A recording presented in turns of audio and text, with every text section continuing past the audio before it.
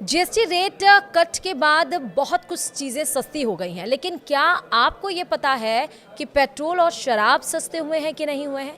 हम आपको इस वीडियो में बताएंगे। नमस्कार, आप देख रहे हैं न्यूज़ 18 का डिजिटल प्लेटफॉर्म और मैं हूं आपके साथ श्रुति श्रीवास्तव। सोमवार यानी आज के दिन 22 सितंबर से भारत के इनडायरेक्ट टैक्सेशन सिस्टम में बड़े बदलाव हो गए हैं। टैरिफ अनिश्चितताओं के बीच इकोनॉमी को बढ़ावा देने के लिए कम से कम 375 प्रोडक्ट्स पर से जीएसटी में कटौती की जा रही है। भारत भर के कंज्यूमर्स को राहत देते हुए देश की वित्त मंत्री निर्मला सीतारमण ने जीएसटी काउंसिल की 56वीं मीटिंग में टैक्स की 4 स्लैब को कम कर 2 कर दिया था।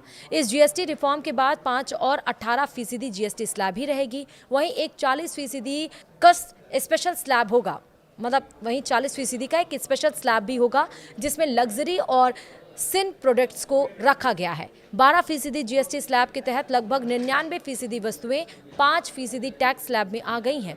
इस बदलाव का मतलब ये भी है कि 28% टैक्स स्लैब के तहत 90% प्रोडक्ट्स 18% टैक्स स्लैब में आ गई है।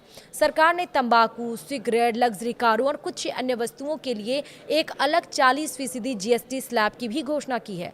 सीतारमण ने कहा था कि जीएसटी रिफॉर्म से इकोनॉमी में 2 लाख करोड़ रुपए का निवेश होगा, जिससे लोगों के हाथ में ज्यादा कैश आएगा। कम से कम 375 प्रोडक्ट्स के टैक्स में कमी की गई है, लेकिन कुछ लोग सोच रहे होंगे कि इस नए जीएसटी रिफॉर्म से पेट्रोल, डीजल और शराब की कीमतों का क्या होगा।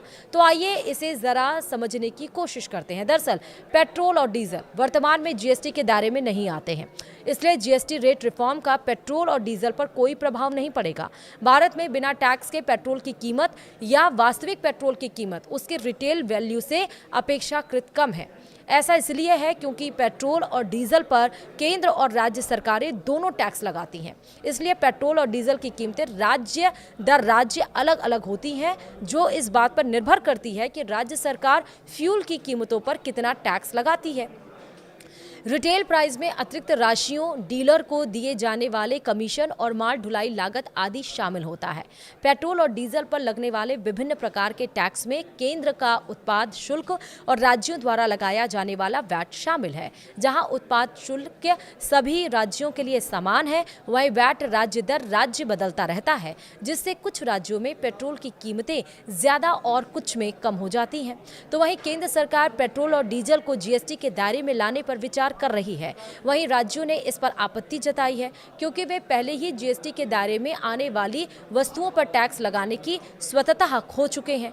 केंद्र और राज्यों ने पेट्रोल और डीजल पर जीएसटी नहीं लगाने के अपने फैसलों को यह कहते हुए उचित ठहराया है कि ये कर कई सामाजिक कार्यक्रमों के वित्त पोषण में सहायक होते हैं। तो वहीं पेट्रोल और डीजल की तरह आज से लागू होने वाले जीएसटी रिफॉर्म का शराब की कीमतों पर भी कोई असर नहीं पड़ेगा।